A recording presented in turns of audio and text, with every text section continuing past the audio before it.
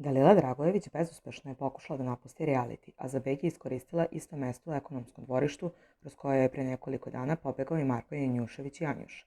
Nakon nekog vremena Dalila je vraćena u reality, a kamera je po njenom povratku snimila razgovor koji je vodila sa Filipom Carom, prilikom kojeg je otkrila koliko je plaćena za boravak u realitiju. Šta ćeš ti meni da daš? Pa ti ćeš odavde da izađeš sa 10 ili 15.000 evra i sve će da daš na advokate. I ti ćeš meni nešto da daš, vikala je Dalila. Evo ja ću, ako ostanem do kraja, odavde izaći sa 30.000, a ti ćeš uzeti 100.000. Pogodila si se za honorar od 2.500 nedeljno, rekao je car. Više od 100.000 ću uzeti. Evo iskreno, kad moram da ti kažem. I što te to boli, znaš ti ko sam ja, pričala je Dalila.